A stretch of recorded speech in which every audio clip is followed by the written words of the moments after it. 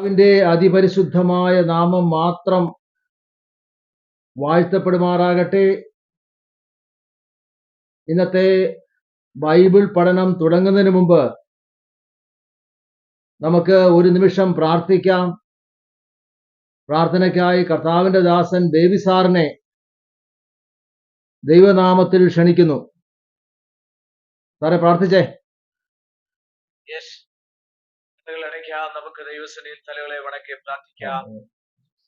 പരിശുദ്ധനായ ദൈവമേ, സ്വർഗസ്ഥനായ നല്ല കർത്താവേ, മനോഹരമായ ഒരു നല്ല സായം സന്ധിക്കായി സ്തോത്രം ചെയ്യുന്നേ. കർത്താവേ, കർത്തൃ ദിവസത്തിന്റെ സായാഹ്ന വേളയിൽ തിരുവചന പഠനത്തിനായി നിന്റെ പാദപീഠത്തിൽ അടുത്തു വരുവാൻ ഇന്ന് സന്ധ്യയിൽ ഒരു അവസരം കൂടെ ഈ ഭൂപ്പരപ്പിൽ തന്നതിനാൽ സ്തോത്രം ചെയ്യുന്നേ. കർത്താവേ, ഞങ്ങളെ ആയുസിനെ ദീർഘമാക്കിയല്ലോ. കഴിഞ്ഞ പകലിലൊക്കെ ക്ഷമത്തോടെ ഞങ്ങളെ നടത്തിയല്ലോ. ലക്ഷനായി ഞങ്ങൾ അങ്ങേക്ക് ഒരുമിച്ച് നന്ദി പറയുന്നേ. കർത്താവേ, സന്ധ്യാവേളയിൽ വചനത്തിന്റെ മുൻപിൽ ഞങ്ങൾ എടുത്തു വരട്ടെ. ദൈവത്തിന്റെ വചനം ജീവനും ചൈതന്യമുള്ളതും ഇരുവായ്ത്തലുള്ള ഏത് വാളിനേക്കാളും മൂർച്ചയേറിയതും ഹൃദയങ്ങളെയും സന്ധിമച്ചകളെയും വേർപിടിക്കും വരെ തുളച്ചു കയറുന്നതുമായ ദൈവത്തിന്റെ വചനം എന്ന് ശക്തിയോടെ വ്യാപരിപ്പാൻ കർത്താവേ നീ അവിടെ സഹായിക്കണമേ. വചനം പഠിപ്പിക്കുന്ന അങ്ങനെ കർത്താവിന്റെ ദാസനായി പ്രാർത്ഥിക്കുന്നേ. കർത്താവേ, വചനത്തിന്റെ ശക്തി കർത്താവേ അതേ അളവിൽ തന്നെ കർത്താവേ മറ്റുള്ളവരിലേക്ക് പകരപ്പെടുവാൻ രാത്രി ആത്മാവിൽ അവിടെ ഉപയോഗിക്കുമാറാകണമെന്ന് പ്രാർത്ഥിക്കുന്നു. ഈ പ്ലാറ്റ്ഫോമിൽ ജോയിൻ ചെയ്തിരിക്കുന്ന എല്ലാ പ്രിയപ്പെട്ടവരെയും വേദപഠനത്തിനായി കർത്താവെ സജ്ജരായിരിക്കുന്ന എല്ലാ പ്രിയപ്പെട്ടവരെയും ഇന്ന് രാത്രി ഒന്നിച്ച് അനുഗ്രഹിക്കണം. പരിശുദ്ധാത്മാവ് തന്നെ ഞങ്ങളെ പഠിപ്പിക്കുമാറാകണമെന്ന് പ്രാർത്ഥിക്കുന്നു. ഇത്തരത്തിൽ അടിയങ്ങളെ ഏൽപ്പിക്കുന്നു. രാത്രി ഒന്നിച്ച് അനുഗ്രഹിക്കണം. യേശുവിൻ ധന്യമുള്ള നാമത്തിൽ തന്നെ ആമേൻ.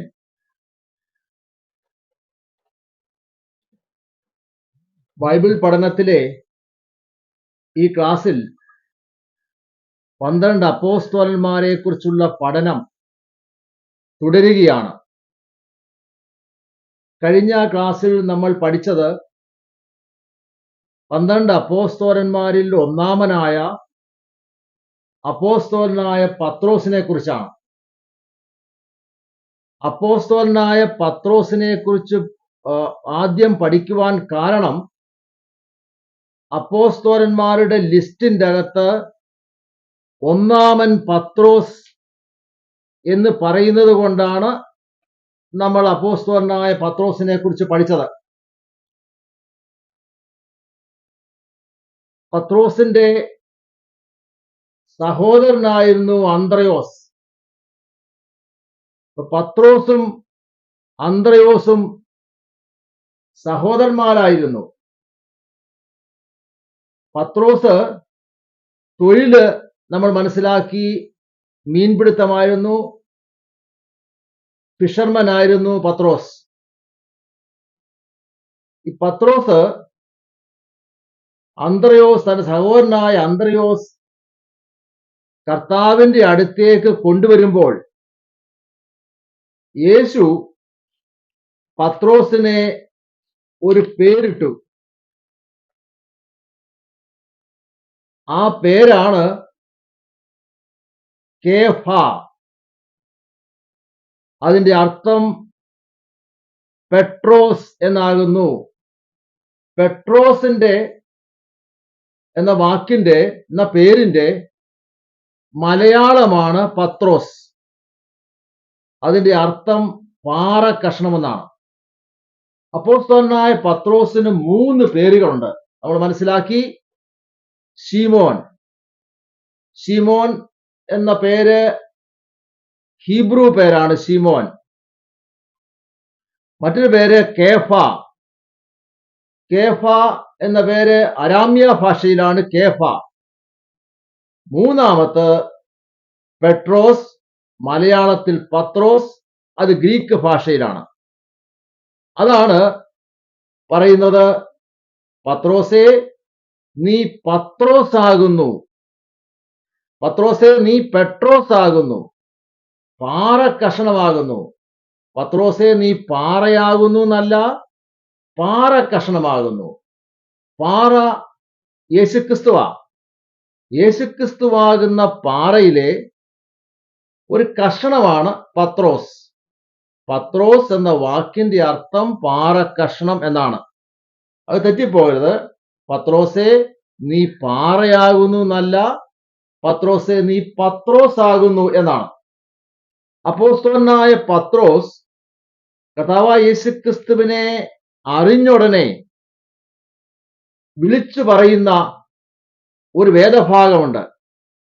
അത് നമ്മൾ ഒരിക്കലും മറന്നുപോകല്ലേ. അപ്പോസ്തല പ്രവൃത്തികൾ 4:12. അപ്പോസ്തല പ്രവൃത്തികൾ 4:12 നമ്മൾ കാണാതെ മനസ്സിലാക്കിയിരിക്കേണ്ടതാ. എന്താണ്?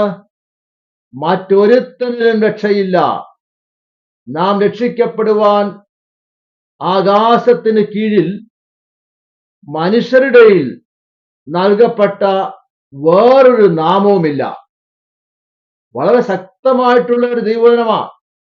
മറ്റൊരുത്തനിലും രക്ഷയില്ല, നാം രക്ഷിക്കപ്പെടുവാൻ ആകാശത്തിന് കീഴെ മനുഷ്യരുടെ നൽകപ്പെട്ട വേറൊരു നാമവുമില്ല. അപ്പോസ്തല പ്രവൃത്തികൾ 4:12. അപ്പൊ അത് നമ്മളും ഇതുപോലെ ആവണം. ആൾക്കാരുടെ മുമ്പിൽ ലജ്ജിക്കാതെ നമ്മളും യേശുവിനെ വിളിച്ചു പറയുവാൻ തയ്യാറാവണം. അപ്പോസ്തലനായ പത്രോസ് രണ്ടാള് കേൾക്കെ ഉച്ചത്തിൽ വിളിച്ചു പറയുക, മറ്റൊരുത്തരിലും രക്ഷയില്ല, നാം രക്ഷിക്കപ്പെടുവാൻ ആകാശത്തിന് കീഴെ മനുഷ്യരുടെ നൽകപ്പെട്ട വേറൊരു നാമവുമില്ല. ശക്തമായൊരു വചനമാണ് അപ്പോസ്തല പ്രവൃത്തികൾ 4:12. മറന്നുപോകരുത്. പത്രോസ് പുതിയ നിയമത്തിലെ 27 പുസ്തകങ്ങൾ നമ്മൾ മനസ്സിലാക്കി. ആ 27 പുസ്തകങ്ങളിൽ 21 ലേഖനങ്ങളുണ്ട്. അതിൽ 14 ലേഖനങ്ങൾ എഴുതിയ അപ്പോസ്തലനായ പൗലോസാണ്.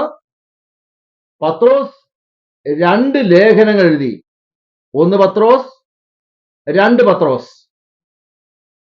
പത്രോസ് എഴുതിയ ലേഖനങ്ങൾ വായിച്ചാൽ ക്രിസ്ത്യാനിക്ക് നേരിടേണ്ടി വരുന്ന കഷ്ടതയെക്കുറിച്ചും കഷ്ടതയുടെ നടുവിൽ വെളിപ്പെടുന്ന പ്രത്യാശയെക്കുറിച്ചുമാണ് അദ്ദേഹം പറഞ്ഞിരിക്കുന്നത്.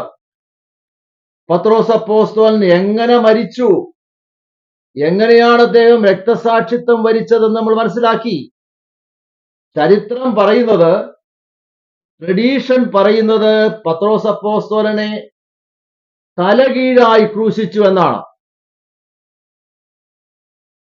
അപ്പോസ്തലനായ പത്രോസ് രക്തസാക്ഷിയായി തന്റെ ജീവൻ കർത്താവിന് വേണ്ടി സമർപ്പിക്കുകയാണ് ചെയ്തത്. പത്രോസ് വിവാഹിതനായിരുന്നു നമ്മൾ കണ്ടു, നമ്മൾ മനസ്സിലാക്കി. അപ്പോസ്തലനായ പത്രോസിന്റെ രക്തസാക്ഷിത്വത്തെ തുടർന്ന് അദ്ദേഹത്തിന്റെ ഭാര്യയുടെ പേര് ചരിത്രത്തിന്റെ താളുകളിൽ രേഖപ്പെടുത്തിയിരിക്കുന്നത് കോൺകോർഡിയ അല്ലെങ്കിൽ പെർപ്പച്വ എന്നാണ്. അപ്പോസ്തലന്റെ രക്തസാക്ഷിത്വത്തെ തുടർന്ന് അദ്ദേഹത്തിന്റെ ഭാര്യയും രക്തസാക്ഷിയായി മാറി എന്നാണ് ചരിത്രം പറയുന്നത്. അപ്പോസ്തലനായ പത്രോസിന്റെ ജീവചരിത്രമാണ് നമ്മൾ ആദ്യം പഠിച്ചത്. നമ്മൾ വേദപുസ്തകം എന്താണെന്നും എങ്ങനെയാണ് രൂപപ്പെട്ടത്, എങ്ങനെയാണ് തരംതിരിച്ചിരിക്കുന്നത് എന്നൊക്കെ 2-3 മാസമായിട്ട് പഠിച്ച് മനസ്സിലാക്കി.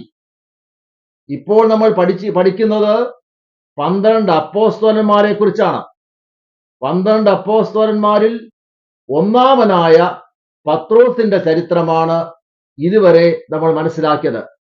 ഇന്ന് നമ്മൾ പഠിക്കാൻ പോകുന്നത് അപ്പോസ്തലനായ യോഹന്നാനെ കുറിച്ചാണ്. അപ്പോസ്തലനായ യോഹന്നാൻ. യോഹന്നാൻ എന്ന വാക്കിന്റെ അർത്ഥം ദൈവം കൃപാലുവാണ്. യഹോവ ഹാസ് ബീൻ ഗ്രേഷ്യസ്. യഹോവ ഹാസ് ബീൻ ഗ്രേഷ്യസ്. ദൈവം സർവ കൃപാലുവാണ് എന്നാണ് യോഹന്നാൻ എന്ന വാക്കിന്റെ അർത്ഥം. 12 അപ്പോസ്തലന്മാരിൽ ഏറ്റവും പ്രായം കുറഞ്ഞ ആളായിരുന്നു യോഹന്നാൻ. അവസാനം മരിച്ചതും യോഹന്നാനാണ്. യോഹന്നാൻ സബദിയുടെ മകനായിരുന്നു. അവന്റെ സഹോദരന്റെ പേരാണ് യാക്കോബ്. അപ്പൊ അപ്പന്റെ പേര് സബദി, സഹോദരന്റെ പേര് യാക്കോബ്. മത്തായിയുടെ സുവിശേഷം 4-ാം അധ്യായം 21 പറയുന്നുണ്ട്, അവിടെ നിന്ന് മുന്നോട്ട് പോയാറെ സബദിയുടെ മകൻ യാക്കോബ് അവന്റെ സഹോദരനായ യോഹന്നാനും എന്നു വേറെ 2 സഹോദരന്മാരും പടകിലിരുന്നു. അപ്പനായ സബദി വല നന്നാക്കുന്നത് കണ്ടു. ഇപ്പോ യോഹന്നാന്റെ സഹോദരന്റെ പേര് യാക്കോബ്, അപ്പന്റെ പേര് സബദി. മത്തായിയുടെ സുവിശേഷം 4-ാം അധ്യായം 21. നേരത്തെ നമ്മൾ പഠിച്ചു പത്രോസിന്റെ സഹോദരന്റെ പേര് അന്ത്രയോസ്. ഇപ്പോൾ യോഹന്നാനെ കുറിച്ച് പഠിക്കുമ്പോൾ യോഹന്നാന്റെ സഹോദരന്റെ പേര് യാക്കോബ്, യോഹന്നാന്റെ പിതാവിന്റെ പേര് അപ്പന്റെ പേര് സബദി, പത്രോസിന്റെ പിതാവിന്റെ പേര് ശിമോൻ, യോഹന്നാൻ, ബർയോനാ ശിമോനെ, യോഹന്നാന്റെ പുത്രനായ ശിമോനെ. പത്രോസിന്റെ പിതാവിന്റെ പേര് യോഹന്നാൻ. യോഹന്നാന്റെ പിതാവിന്റെ പേര് സബദി, സഹോദരന്റെ പേര് യാക്കോബ്. മത്തായിയുടെ സുവിശേഷം 10-ാം അധ്യായം 3 അവന്റെ അപ്പന്റെ പേരും സഹോദരന്റെ പേരും യാക്കോബ് എന്നും പറയുന്നുണ്ട്. യോഹന്നാന്റെ അമ്മയുടെ പേര് വേദപുസ്തകത്തിൽ പലയിടത്തുമുണ്ട്.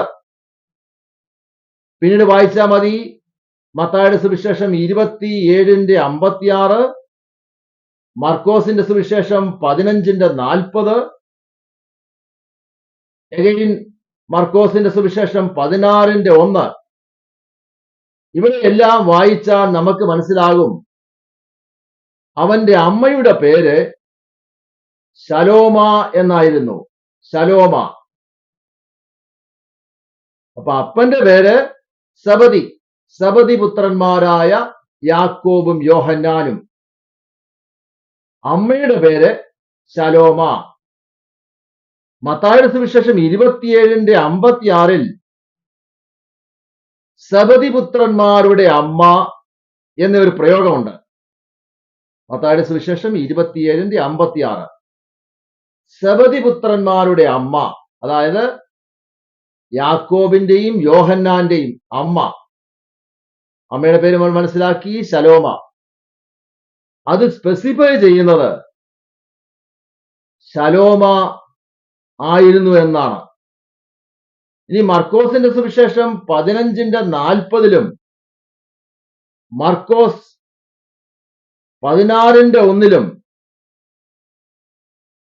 വായിച്ചാൽ നമുക്ക് മനസ്സിലാകും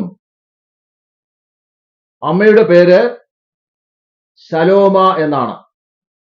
യോഹന്നാന്റെ സുവിശേഷം 19-25 വായിച്ചാൽ അവിടെ ഈ ശലോമ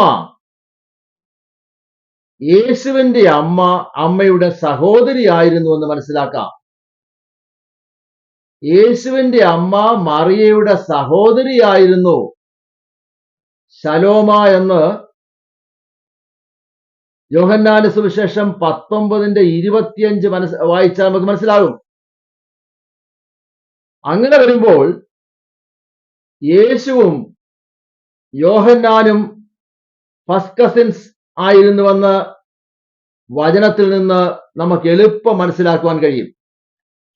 ഇപ്പൊ യേശുവിന്റെ അമ്മ മറിയയുടെ സഹോദരിയായിരുന്നു യോഹന്നാന്റെ അമ്മ ശലോമ. അതായത് യേശുവും യോഹന്നാനും ജ്യേഷ്ഠത്തിയുടെയും അനിയത്തിയുടെയും മക്കളാണ്. യോഹന്നാന്റെ തൊഴില് മത്സ്യബന്ധനമായിരുന്നുവെന്ന് നമ്മൾ നേരത്തെ പഠിച്ചതാണ്. യോഹന്നാൻ 19:27 വായിച്ചാൽ യോഹന്നാന് കപ്പർന്നഹോമിൽ ഒരു വീടുണ്ടായിരുന്നു. യോഹന്നാന് ജെറുസലേമിൽ ഒരു വീടുണ്ടായിരുന്നു. കൂടാതെ കപ്പർന്നഹോമിൽ ഒരു വീടുണ്ടായിരുന്നു. കൂടാതെ ജെറുസലേമിൽ ഒരു വീടുണ്ടായിരുന്നു. യോഹന്നാൻ 19:27 വായിച്ചാൽ ജെറുസലേമിൽ യോഹന്നാൻ ഒരു വീടുണ്ടായിരുന്നു എന്ന് മനസ്സിലാക്കാം. അതിന് കാരണം എന്താണെന്ന് ചോദിച്ചാൽ യേശുവിന്റെ അമ്മ മറിയെ യേശു ക്രൂശിക്കപ്പെടുന്ന സമയത്ത് ആരെയാണ് ഏൽപ്പിച്ചത്? യോഹന്നാനെയാണ്. അവിടെ പറയുന്നു, അവൻ വീട്ടിൽ കൈക്കൊണ്ടു. എവിടെയുള്ള വീട്ടിൽ? ജെറുസലേമിലുള്ള വീട്ടിൽ. ജെറുസലേമിലുള്ള വീട്ടിലാണ് യേശുവിന്റെ അമ്മ മറിയെ യോഹന്നാൻ കൈക്കൊണ്ടത്.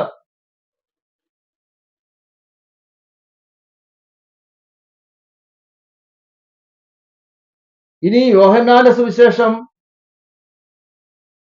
18-ാം അധ്യായം 15 മുതൽ 15-16 വരെ വായിച്ചാൽ മഹാപുരോഹിതന് പരിചയമുള്ള ശിഷ്യൻ എന്നൊരു വാക്കുണ്ട്. അപ്പൊ യോഹന്നാൻ കുറച്ച് സ്വാധീനമുള്ള ഒരാളായിരുന്നു. മഹാപുരോഹിതന് പരിചയമുള്ള ഒരു ശിഷ്യൻ എന്നാണ് യോഹന്നാനെ കുറിച്ച് പറഞ്ഞിരിക്കുന്നത്. മത്തായിയുടെ സുവിശേഷം 4-ാം അധ്യായം 21 മുതൽ വായിച്ചാൽ യേശു യോഹന്നാനെ ഒരു വിളിപ്പേര് കൊടുത്തു. എന്താണ്? ഇടിമക്കൾ എന്നർത്ഥമുള്ള ബൊവനാർഗസ് എന്ന പേരാണ്, ഒരു വിളിപ്പേരാണ് യേശു യോഹന്നാന് കൊടുത്തത്. വേദപുസ്തകം വളരെ വ്യക്തമായിട്ട് പറയുന്നുണ്ട്, യോഹന്നാന്റെ അമ്മ ശലോമയും യേശുക്രിസ്തുവിന്റെ അമ്മ മറിയയും തമ്മിൽ സഹോദരിയായിരുന്നു ശലോമ. ആ ഒരു ബന്ധത്തിലാണ് ശലോമ യേശുവിന്റെ അടുത്ത് ചെന്ന് പറയുകയാണ്, എന്റെ 2 മക്കളെ, ഒരാളെ ഇടത്തും ഒരാളെ വലത്തും ഇരുത്തണം. അതായത് യോഹന്നാനെയും യാക്കോബിനെയും. സലോമയുടെ ജ്യേഷ്ഠത്തിയുടെ മകനായിരുന്നുകൊണ്ടാണ് പറയുന്നത്. അവസാനം യേശു തന്റെ അമ്മ മറിയെ യോഹന്നാനെ ഏൽപ്പിക്കുവാൻ കാരണം ഇത് തന്നെയാ. യോഹന്നാൻ അമ്മയെ കൈക്കൊണ്ടതിന് കാരണവും തന്റെ അമ്മയുടെ ജ്യേഷ്ഠത്തിയുടെ മകനായിരുന്നു യേശു എന്നതുകൊണ്ടാണ്. യോഹന്നാന് ജെറുസലേമിൽ ഒരു വീടുണ്ടായിരുന്നു. കപ്പർന്നഹോമുകാരനായ യോഹന്നാന് കപ്പർന്നഹോമിൽ ഒരു വീടുണ്ടായിരുന്നു. കൂടാതെ ജെറുസലേമിലാണ് യോഹന്നാൻ മറിയെ കൈക്കൊണ്ടത്. യോഹന്നാന് യേശു ഒരു വിളിപ്പേര് കൊടുക്കുവാണ്. എന്താണ്? ഇടിമക്കൾ. ബൊവനാർഗസ് എന്ന അർത്ഥമുള്ള ഇടിമക്കൾ എന്ന പേരാണ് യേശു യോഹന്നാന് കൊടുത്ത വിളിപ്പേര് യാക്കോബിനും. ചരിത്രത്തിൽ യോഹന്നാൻ അറിയപ്പെടുന്നത് സ്നേഹത്തിന്റെ അപ്പോസ്തോലൻ എന്നാണ്. ഈ പുസ്തകത്തില് 5 പ്രാവശ്യമെങ്കിലും യേശു സ്നേഹിച്ച അപ്പോസ്തോലൻ എന്ന് പറയുന്നുണ്ട്.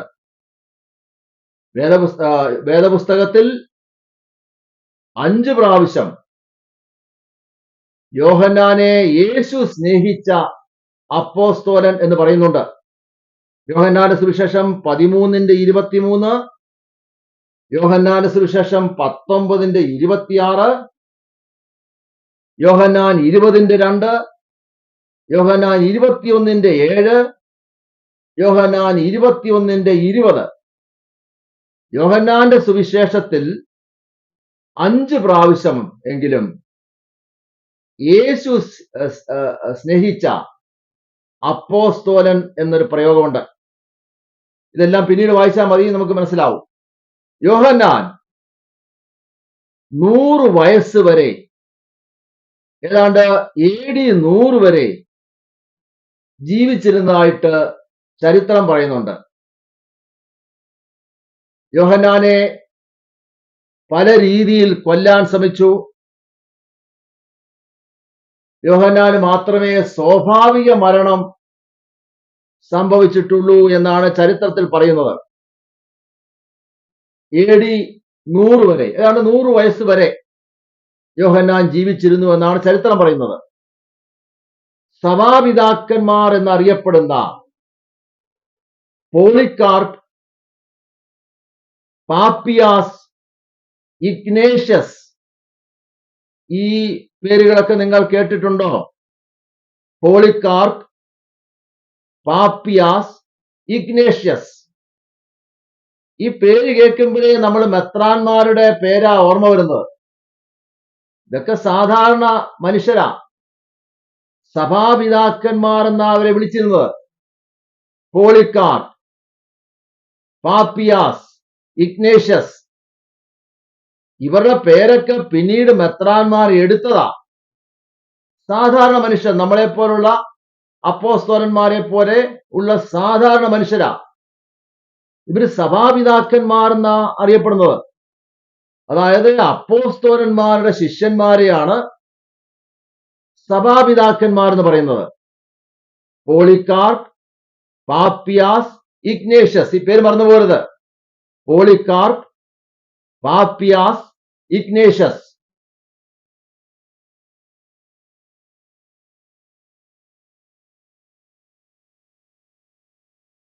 പോളികാർപ്പ്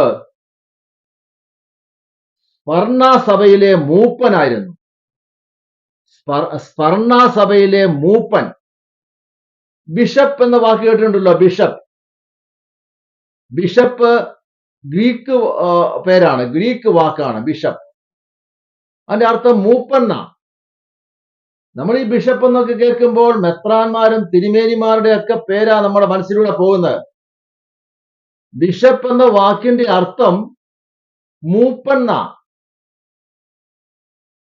പോളികാർപ്പ് സ്പർണ സഭയിലെ ബിഷപ്പായിരുന്നു, മൂപ്പനായിരുന്നു. പാപ്പിയാസ് ഹീരപ്പോലി സഭയിലെ മൂപ്പനായിരുന്നു. ഇഗ്നേഷ്യസ് അന്ത്യോക്യ സഭയിലെ മൂപ്പനായിരുന്നു. ഇവരെല്ലാം യോഹന്നാന്റെ ശിഷ്യന്മാരായിരുന്നു. അപ്പൊ സഭാപിതാക്കന്മാരെന്ന് പറഞ്ഞാൽ അപ്പോസ്തലന്മാരുടെ ശിഷ്യന്മാരെയാണ് സഭാപിതാക്കന്മാർ എന്ന് പറയുന്നത്. പോളികാർപ്പ്, പാപ്പിയാസ്, ഇഗ്നേഷ്യസ്, ഇവരെല്ലാം യോഹന്നാന്റെ ശിഷ്യന്മാരായിരുന്നു. ഞാൻ നേരത്തെ പറഞ്ഞ 3 സഭകൾ, സ്പർണ, ഹീരപ്പോലി, അന്ത്യോക്യ, ഈ സഭയെല്ലാം സിറിയയിലായിരുന്നു, അന്ത്യോക്യയിലായിരുന്നു. അന്ത്യോക്യയുടെ ഇപ്പോഴത്തെ പേര് സിറിയ എന്നാ. പഴയ പേരാണ്, സിറിയയുടെ പഴയ പേരാണ് അന്ത്യോക്യ. ഇന്ന് സിറിയ ഒരു ഇസ്ലാമിക രാഷ്ട്രമാണ്. അവിടെ ഉണ്ടായിരുന്ന സഭകളാണ് സ്പർണ, ഹീരപ്പോലി, അന്ത്യോക്യ. ആ സഭയിലെ മൂപ്പന്മാരായിരുന്നു, അല്ലെങ്കിൽ ബിഷപ്പുമാരായിരുന്നു. ഇപ്പൊ ബിഷപ്പ് എന്ന് പറഞ്ഞാൽ മൂപ്പൻ എന്ന അർത്ഥം. പെട്ടെന്ന് നമ്മുടെ മനസ്സിലൂടെ കടന്നു പോകുന്നത് പ്രത്യേക രീതിയിലുള്ള വസ്ത്രം ധരിച്ച മെത്രാന്മാരെയാ. അങ്ങനെ പോകാൻ പാടില്ല. മൂപ്പൻ, മൂപ്പന്മാരാ, ബിഷപ്പ്. അതിനെക്കുറിച്ച് കൂടുതൽ നമുക്ക് ഇനിയും തുടർന്നുള്ള അധ്യായങ്ങളൊക്കെ പഠിക്കേണ്ടതായിട്ട് വരും. ഈ പറയുന്ന 3 സഭകള് സിറിയയിലായിരുന്നു. ഇനി സഭകളൊന്നും ഇല്ല. യോഹന്നാൻ മാത്രമേ സ്വാഭാവിക മരണം വരിച്ചിട്ടുള്ളൂ എന്ന് നമ്മൾ നേരത്തെ കണ്ടതാ. യോഹന്നാൻ 5 പുസ്തകങ്ങൾ എഴുതി. പുതിയ നിയമത്തിലെ 21 ലേഖനങ്ങളിൽ 27 പുസ്തകങ്ങളിൽ 8 എഴുത്തുകാരാണ് എഴുതിയിരിക്കുന്നത്. അതില് ആദ്യത്തെ 5 പുസ്തകം ചരിത്ര പുസ്തകങ്ങളാണ്.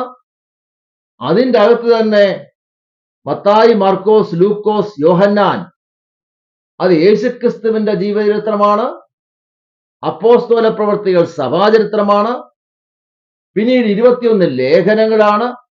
അവസാനത്തെ വെളിപ്പാട് പുസ്തകം അത് പ്രവചന പുസ്തകമാണ്. ഈ 21 ലേഖനങ്ങളിൽ 14 ലേഖനങ്ങൾ എഴുതിയത് അപ്പോസ്തലനായ പൗലോസാണ്. അപ്പോസ്തലനായ പത്രോസിനെ കുറിച്ച് പഠിച്ചപ്പോൾ 2 ലേഖനങ്ങൾ എഴുതിയത് പത്രോസ് അപ്പോസ്തലനാണെന്ന് നമ്മൾ മനസ്സിലാക്കി. 1 പത്രോസ്, 2 പത്രോസ്. എന്നാൽ അപ്പോസ്തലനായ യോഹന്നാൻ 5 പുസ്തകങ്ങൾ എഴുതിയിട്ടുണ്ട്. 1 യോഹന്നാന്റെ സുവിശേഷം, 2 1 യോഹന്നാൻ, 3 2 യോഹന്നാൻ, 4 3 യോഹന്നാൻ, 5 വെളിപ്പാട് പുസ്തകം. ഒന്നുകൂടെ പറയാം. യോഹന്നാന്റെ സുവിശേഷം എഴുതിയത് അപ്പോസ്തലനായ യോഹന്നാനാണ്. 1 യോഹന്നാൻ, 2 യോഹന്നാൻ, 3 യോഹന്നാൻ. അവസാനത്തെ പുസ്തകമായ വെളിപ്പാട് പുസ്തകം എഴുതിയത് അപ്പോസ്തലനായ യോഹന്നാനാണ്. അങ്ങനെ 5 പുസ്തകങ്ങളാണ് യോഹന്നാൻ എഴുതിയത്. അപ്പൊ അപ്പോസ്തലനായ യോഹന്നാനെ കുറിച്ച് ഏതാണ്ട് ഒരു ചെറിയ വിവരം നിങ്ങൾക്ക് മനസ്സിലായി കാണുമെന്ന് ഞാൻ വിചാരിക്കുന്നു. അപ്പോസ്തലനായ പത്രോസ് രക്തസാക്ഷിത്വം വരിക്കുകയായിരുന്നു. യോഹന്നാൻ മാത്രമേ സ്വാഭാവിക മരണം വരിച്ചിട്ടുള്ളൂ എന്നാണ് ചരിത്രത്തിൽ രേഖപ്പെടുത്തിയിരിക്കുന്നത്. ഏതാണ്ട് 100 വയസ്സ് വരെ അദ്ദേഹം ജീവിച്ചിരുന്നു. അദ്ദേഹം 5 പുസ്തകങ്ങൾ എഴുതി. അവസാനത്തെ പുസ്തകമായ വേദപുസ്തകത്തിലെ 66ാമത്തെ പുസ്തകമായ അവസാനത്തെ പുസ്തകമായ വെളിപ്പാട് പുസ്തകം എഴുതിയത് യോഹന്നാനാണ്. യോഹന്നാനെ കുറിച്ചുള്ള ചെറിയ വിവരം നിങ്ങൾക്ക് മനസ്സിലായി കാണുമെന്ന് വിചാരിക്കുന്നു. ഇനി നമ്മൾ മനസ്സിലാക്കാൻ പോകുന്നത് മത്തായിയെ കുറിച്ചാണ്. അപ്പോസ്തലനായ മത്തായിയെ കുറിച്ചാണ്. ഇപ്പൊ 2 അപ്പോസ്തലന്മാരെ 12 അപ്പോസ്തലന്മാരിൽ 2 പേരെ കുറിച്ച് പഠിച്ചു. പത്രോസ്, ഒന്നാമൻ പത്രോസ്, 2 യോഹന്നാൻ, 3 അപ്പോസ്തലനായ മത്തായിയെ കുറിച്ചാണ്. മത്തായി എന്ന വാക്കിന്റെ അർത്ഥം ഗിഫ്റ്റ് ഓഫ് യഹോവ, ദൈവത്തിന്റെ ദാനം എന്നാണ് മത്തായി എന്ന വാക്കിന്റെ അർത്ഥം. മത്തായിക്ക് മറ്റൊരു പേരുണ്ട്, Levi. Matthew the tax collector, ചുങ്കക്കാരൻ മത്തായി. ചുങ്കം പിരിവായിരുന്നു മത്തായിയുടെ തൊഴിലെന്ന് നമ്മൾ മനസ്സിലാക്കിയതാണ്. മത്തായിയുടെ മറ്റൊരു പേരാണ് ലേവി. മത്തായിയുടെ സുവിശേഷം 10-ാം അധ്യായം 3 അവിടെ എഴുതിയിട്ടുണ്ട്, ചുങ്കക്കാരൻ മത്തായി. അപ്പോൾ തൊഴില് ചുങ്കം പിരിവായിരുന്നു. മത്തായിയുടെ സുവിശേഷം 9-ാം അധ്യായം 9-ഉം 10-ഉം വായിച്ചാൽ യേശു മത്തായിയെ വിളിക്കുന്നത് നമുക്ക് കാണാൻ കഴിയും. നമുക്ക് വായിക്കാം. മത്തായിയുടെ സുവിശേഷം 9-ാം അധ്യായം 9-ഉം 10-ഉം. യേശു അവിടെ നിന്ന്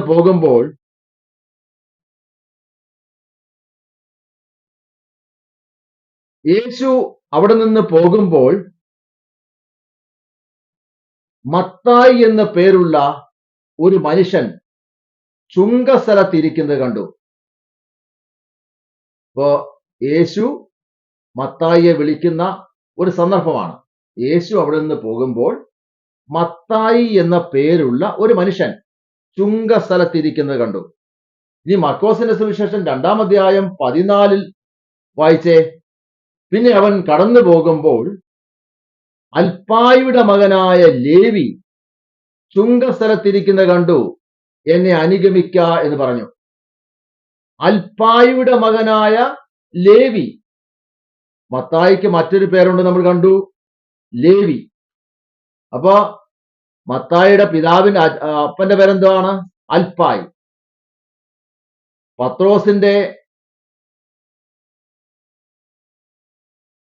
പത്രോസിന്റെ അപ്പന്റെ പേര് നമ്മൾ കണ്ടു, ബറിയോന ശിമോനെ, യോഹന്നാന്റെ പുത്രനായ ശിമോനെ. യോഹന്നാന്റെ പിതാവിന്റെ പേര് നമ്മൾ കണ്ടു, കേട്ടു, മനസ്സിലാക്കി. ഇവിടെ മത്തായിയുടെ പിതാവിന്റെ പേര്, അപ്പന്റെ പേര് അൽപായിന. മത്തായിക്ക് മറ്റൊരു പേരുണ്ട്, ലേവി. ലൂക്കോസിന്റെ സുവിശേഷം 5-ാം അധ്യായം 27 മുതൽ 25 വരെ വായിക്കുമ്പോൾ അവിടെ ഇങ്ങനെയാണ് എഴുതിയിരിക്കുന്നത്. അതിനുശേഷം അവൻ പുറപ്പെട്ട് ലേവി എന്ന പേരുള്ള ചുങ്കക്കാരൻ ചുങ്കസ്ഥലത്തിരിക്കുന്ന കണ്ടു, എന്നെ അനുഗമിക്ക എന്ന് അവനോട് പറഞ്ഞു. അവൻ സകലവും വിട്ട് എഴുന്നേറ്റ് അവനെ അനുഗമിച്ചു. ലേവി തന്റെ വീട്ടിൽ വലിയൊരു വിരുന്നൊരുക്കി. വളരെ പ്രധാനപ്പെട്ട ഒരു വചനമാണ് ലൂക്കോസിന്റെ സുവിശേഷം 5-ാം അധ്യായം 27. മത്തായി ചുങ്കസ്ഥലത്ത് നിന്ന് കർത്താവിനെ അനുഗമിച്ചുടനെ വലിയൊരു വിരുന്നൊരുക്കി. വലിയൊരു വിരുന്ന, വേദപുസ്തകത്തിൽ വലിയൊരു വിരുന്നെന്നാണ് എഴുതിയിരിക്കുന്നത്. ആ വിരുന്നിനകത്ത് പന്തിയിൽ യേശു ഇരുന്നു എന്നാണ് എഴുതിയിരിക്കുന്നത്. പന്തിയിൽ വലിയൊരു പുരുഷാരം ഉണ്ടായിരുന്നു, വലിയൊരു പുരുഷാരം എന്നാ. അവിടെ പന്തിയിൽ യേശു ഇരുന്നു.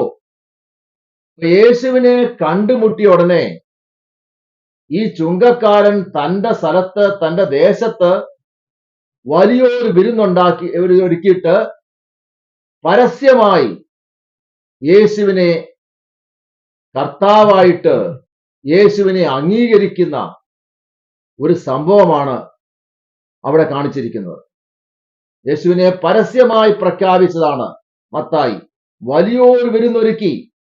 യേശു പന്തിയിലിരുന്നു എന്നാണ് അവിടെ എഴുതിയിരിക്കുന്നത്. സാധാരണ പുരുഷാരമല്ല അവിടെ. സാധാരണ പുരുഷാരം എല്ലായ്പ്പോഴും കർത്താവിനോടൊപ്പം ഉണ്ട്. ഇത് വലിയൊരു പുരുഷാരം.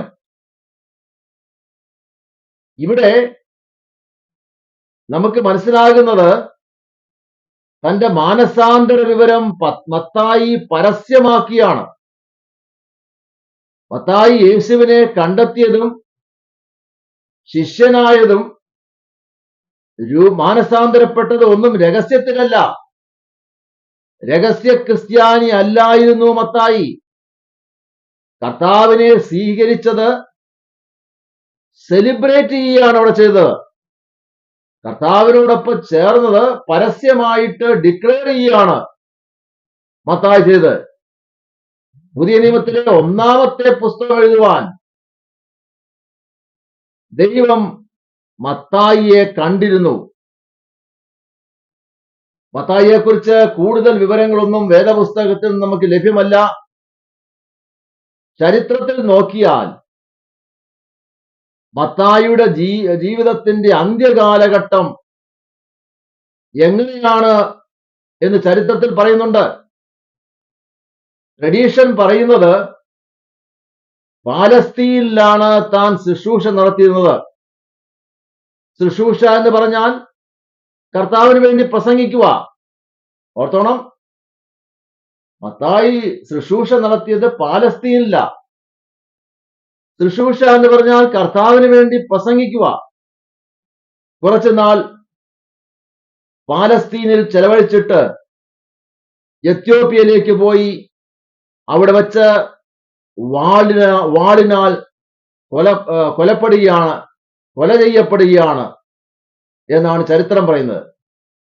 മത്തായിയും കർത്താവിന് വേണ്ടി തന്റെ ജീവനെ ബലി കൊടുത്ത് രക്തസാക്ഷിയായി തീർന്നു. മത്തായി കർത്താവിന് വേണ്ടി വാളിന്റെ വായ്ത്തലയ്ക്ക് ഇരയായി തീർന്നു, രക്തസാക്ഷിയായി മാറി. അപ്പോസ്തലനായ പത്രോസിനെ പോലെ മത്തായി രക്തസാക്ഷിയായി മാറി. ഇവിടെ മത്തായിയെ കുറിച്ച് പഠിക്കുമ്പോൾ നമ്മൾ മനസ്സിലാക്കേണ്ട, മത്തായിയുടെ സുവിശേഷത്തിൽ പറയുന്നുണ്ട് വലിയൊരു പുരുഷാരം. മത്തായി ഒരുക്കിയ വിരുന്നിന് വലിയൊരു പുരുഷാരം പങ്കെടുത്തു. യേശുക്രിസ്തു ആ പുരുഷാരത്തിൽ പന്തിയിലിരുന്നു. യേശുക്രിസ്തു അവിടുത്തെ സ്റ്റേജിൽ കയറി മറ്റുള്ളവരോടൊപ്പം ഇരിക്കുവല്ല, ഇത് പന്തിയിലിരുന്നു. യേശു പന്തിയിലിരുന്നു എന്ന് അവിടെ എഴുതിയിരിക്കുന്നത്. അത് മാത്രമല്ല, മത്തായി മാനസാന്തരപ്പെട്ട ഉടനെ ചുങ്കക്കാരനായിരുന്നു, ടാക്സ് കളക്ടർ ആയിരുന്നു. പരസ്യമായിട്ട് യേശുക്രിസ്തുവിനെ ഡിക്ലെയർ ചെയ്യുക, വലിയൊരു സദ്യ വിരുന്നൊരുക്കിയിട്ട് പരസ്യമായിട്ട് യേശുക്രിസ്തുവിലാവുക ചെയ്തത്. അത് രഹസ്യമായിട്ട് വെച്ചില്ല. അപ്പൊ യേശുക്രിസ്തുവിനെ അംഗീകരിക്കുന്നുണ്ടെങ്കിൽ നമ്മളും പരസ്യമായിട്ട് പറയണം. അതാ നേരത്തെ പഠിച്ചല്ലോ, അപ്പോസ്തലനായ പത്രോസിനെ കുറിച്ച് പഠിച്ചല്ലോ. അപ്പോസ്തല പ്രവൃത്തികൾ 4:12.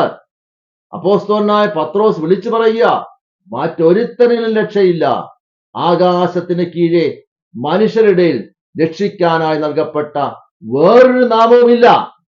മത്തായിയെ പോലെ നമ്മളും പരസ്യമായിട്ട് യേശുവിനെ അംഗീകരിക്കണം. രഹസ്യത്തിൽ ഇരിക്കാനുള്ളവരല്ല നമ്മൾ. മത്തായി തന്റെ ജീവനെ കർത്താവിന് കൊടുത്തു, രക്തസാക്ഷിയായി തീർന്നു. അപ്പൊ നമ്മള് 3 അപ്പോസ്തലന്മാരെ കുറിച്ചാണ് ഇതുവരെ പഠിച്ചത്. ഇടയ്ക്ക് ഒരു കാര്യം പറഞ്ഞോട്ടെ. അപ്പോസ്തലന്മാർ, ശിഷ്യന്മാർ, ഈ 2 വാക്കും ഒരിക്കലും നമുക്കൊരു കൺഫ്യൂഷൻ ഉണ്ടാവരുത്. ശിഷ്യന്മാരുടെ ഇടയിൽ നിന്നാണ് അപ്പോസ്തലന്മാരെ തെരഞ്ഞെടുത്തത്. അപ്പോസ്തലന്മാർ 12. അതൊരു ഫിക്സഡ് നമ്പറാ, 12 അപ്പോസ്തലന്മാർ. എന്നാൽ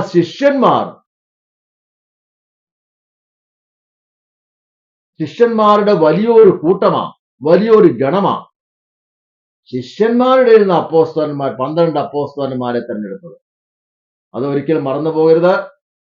ഇപ്പൊ നമ്മൾ ഇന്നത്തെ പഠനം ഇവിടെ അവസാനിക്കുകയാണ്.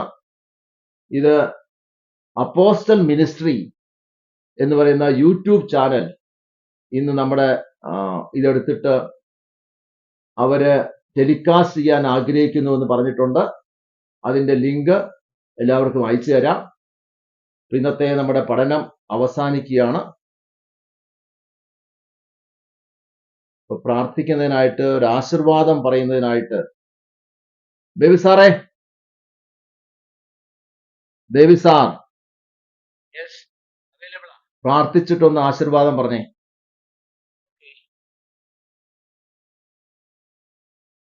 വീണ്ടും നമുക്ക് പ്രാർത്ഥിക്കാം. സന്ധ്യാവേളയിൽ ദൈവവചനം പഠിപ്പാൻ കർത്താവ് നമുക്കൊരു അവസരം കൂടെ തന്നല്ലോ. കേൾക്കപ്പെട്ട ദൈവവചനത്തിനായി നമുക്ക് ദൈവത്തിന് സ്തോത്രം ചെയ്യാം. നയിച്ച ദൈവത്തിന്റെ ദാസനെ ദൈവവചനങ്ങളിലേക്ക് ഏൽപ്പിച്ച് പ്രാർത്ഥിക്കാം. ഒരുമിച്ച് ഇപ്പോൾ പ്രാർത്ഥിക്കും. പരിശുദ്ധനായ ദൈവമേ, സ്വർഗസ്വനായ നല്ല കർത്താവേ, ലോകമായ നല്ലൊരു സന്ധ്യയ്ക്കായി സ്തോത്രം ചെയ്യുന്നു. ഈ സന്ധ്യായാമത്തിൽ അങ്ങയുടെ വചനത്തിന്റെ മുൻപിൽ അടിയങ്ങൾക്കായിരിക്കാൻ ഈ ഒരവസരം കൂടെ തന്നതോർത്ത് സ്തോത്ര കർത്താവേ. അങ്ങയുടെ വചനം തേനിലും തേൻകട്ടയിലും മധുരമുള്ളതാണല്ലോ കർത്താവേ. അത് ഞങ്ങൾക്ക് അനുഭവിച്ചറിയുവാൻ ഇന്ന് സന്ധ്യാവേളയിൽ നീ തന്ന നല്ല അവസരത്തിനായി സ്തോത്രം ചെയ്യുന്നു. ആ വിവിധങ്ങളാകുന്ന ജോലി തിരക്കുകൾ, ദൈവപാടുകളുടെ നടുവിൽ ഈ പ്ലാറ്റ്ഫോമിൽ കർത്താവെ ജോയിൻ ചെയ്ത എല്ലാ പ്രിയപ്പെട്ടവരെയും അനുഗ്രഹിക്കണമേ കർത്താവെ. എന്നെ പഠിക്കുന്നത് വെറുതെ അല്ലല്ലോ കർത്താവെ, ഒരിക്കലും അത് വൃഥാവല്ലെന്ന് ഞങ്ങൾ അറിയുന്നേ കർത്താവെ. വചനം പഠിച്ച് നിശ്ചയം പ്രാപിച്ച് വചനം ജീവിച്ച് നിത്യതയിൽ എത്തിച്ചേരുവാൻ കർത്താവെ, ഈ വചന കേൾവി മൂലം, ഈ വചന പഠനം മൂലം കർത്താവെ എല്ലാവരെയും നയിക്കുമാറാകണമെന്ന് പ്രാർത്ഥിക്കുന്നു. ഞങ്ങളുടെ കർത്താവെ ഘടകങ്ങളിലേക്ക് വെക്കുന്നു. ഈ ആഴ്ചയിൽ കർത്താവെ വരവ് താമസിച്ചാൽ ഞങ്ങൾക്ക് ഒന്നിച്ച് പ്ലാറ്റ്ഫോമിൽ കണ്ടുമുട്ടുവാൻ അവസരം ഒരുക്കേണ്ടതിനായി സ്തോത്രം ചെയ്യുന്നേ. രാത്രി ഞങ്ങൾ ഒന്നിച്ചങ്ങേക്കുന്നത് യേശുവിന്റെ നാമത്തിൽ യാചിക്കുന്നു. കൃപയാൽ കേൾക്കണം സ്വർഗീയ പിതാവേ. ആമേൻ. ആമേൻ.